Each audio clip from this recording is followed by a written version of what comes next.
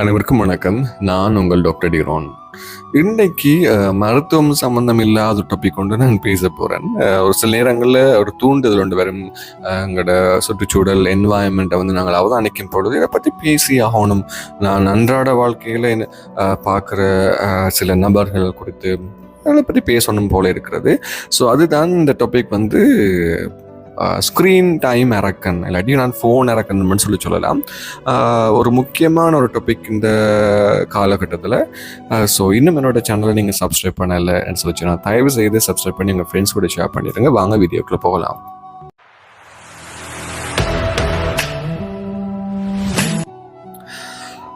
இந்த topic screen time அரக்கன் இல்லாட்டி ஃபோன் அரக்கன்னு சொல்லி சொன்னால் என்னண்டா, நீங்கள் அண்மை காலமாக நீங்கள் பார்த்துருப்பீங்க இந்த ஃபோனினுடைய தொலைபேசியினுடைய விளக்கம் சின்ன பிள்ளையிலிருந்து எல்லா கையிலையும் ஃபோனாக இருக்குது.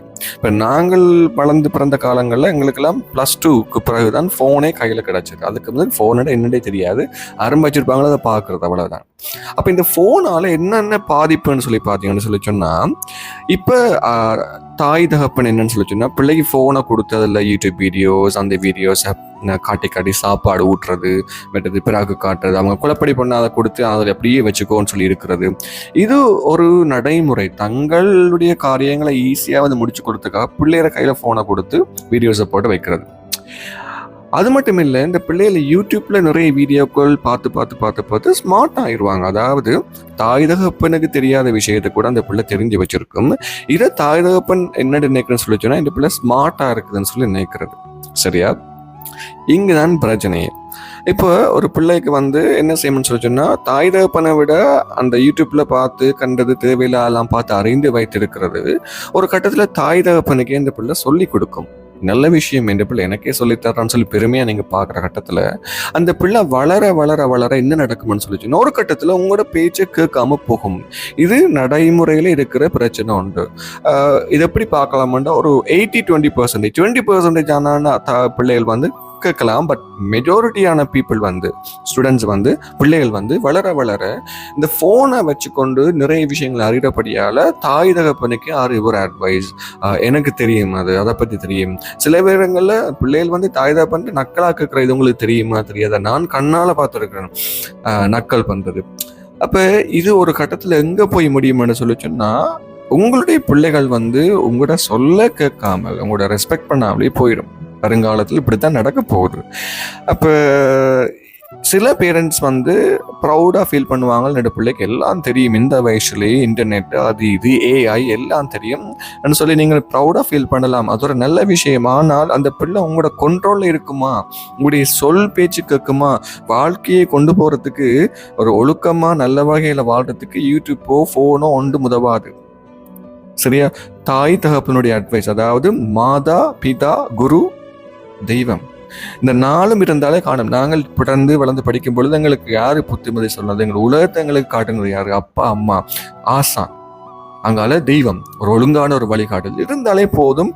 ஒழுக்கமா வளர்றதுக்கும் அறிவுகளை பெற்றுக்கொள்றதுக்கும் ஆசான் போதும். ஏஐயோ யூடியூப்போ தேவையில்லை. ஸோ கவனம். நீங்கள் உங்களோட வேலை பழுவை குறைக்கிறதுக்கு, பிள்ளைக்கு சாப்பாடு ஊட்டுறதுக்கு, அந்த பிள்ளை குழப்படி செய்து கொஞ்சம் நேரம் கொடுத்து இருக்க வைக்கிறதுக்கு நீங்கள் ஃபோனை கொடுத்து கடைசியில் அந்த பிள்ளையோட வாழ்க்கையே தலைகீழாக மாறிடும். ஸோ கவனம். நீங்கள் ஒழுக்கமான வீடியோஸ், படிப்பு, எஜுகேஷன் சம்மந்தப்பட்ட வீடியோஸை நீங்கள் டிவியில் போட்டுருங்க, டவுன்லோட் பண்ணி டிவியில் போட்டுருங்க. பிள்ளை பார்த்து அதுலேருந்து வளர்ந்து கொள்ளும். கையில் நீங்கள் ஃபோனை கொடுக்கும் பொழுது பிள்ளை என்ன செய்யுதுன்னு சொல்லி உங்களுக்கு தெரியாது. இப்போ அண்மை காலமாக இந்த கொரோனாவுக்கு பிறகு ஆன்லைன் கிளாஸஸ், ஜூமில் கிளாஸ் அது இதுன்னு சொல்லி நிறைய பிள்ளைகளோட கையில் ஃபோன்ஸ். இது அழிவுக்குரிய ஒரு செயல்முறை. இப்போ இருக்கிற அதிபர்களும் ஆசிரியர்களும் எஜுகேஷன், அதாவது கல்வி சம்பந்தப்பட்ட அதிகாரங்களை பற்றி யோசிக்கணும். பிள்ளைகள கையில் ஃபோன், எல்லாத்த கையிலையும் ஃபோன். ஜூம் கிளாஸில் என்ன நடக்குன்னு தெரியாது. ஜூம் கிளாஸுக்கு முன்னாடி அவங்க ஃபோனில் என்ன யூஸ் பண்ணுறாங்க, அதுக்கப்புறம் என்ன யூஸ் பண்ணுறாங்க அதுங்களுக்கு தெரியாது. ஸோ ஆக மொத்தம் இந்த ஃபோன் ஆன்லைன் கிளாஸில் தவிர்த்து கொண்டு நேரடி கிளாஸில் வைக்கிறதும், இந்த ஃபோனுடைய கைப்பழக்கங்கள் அதில் இல்லாமாக்குறதும் வருங்கால சமுதாயத்தை ஒழுக்கமாக தாய் தகப்பன், அதாவது ஆசான், தாய்க்கும் தகப்பனுக்கும் ஆசானுக்கும் கீழ்ப்படிந்து நடக்கிற பிள்ளைகளாக நீங்கள் வளர்க்கணும்னு சொல்லி நீங்கள் யோசிச்சா, இந்த ஃபோனை உங்களோட பிள்ளைகள கையிலிருந்து வாங்கிக்கொள்ளுங்க. ஃபோன் தேவையில்லை. அறிவு வளர்றதுக்கு தொலைபேசி தேவை என்ற அவசியம் இல்லை. அறிவு வளர்றதுக்கு புத்தகம் இருந்தால் காணும். சரியா? புத்தகங்களை வேண்டி கொடுங்க வாசிக்க சொல்லி, நீங்கள் வாசி சொல்லி கொடுங்க. அது நல்ல விஷயங்கள். ஸோ மனதில் பட்டதும் நிறைய பேஷன்ஸ், நிறைய குழந்தை பிள்ளைகளை நோட் பண்ணுறதும் இருக்கிறபடியால் நிறைய அவதானிச்ச விடயங்கள்.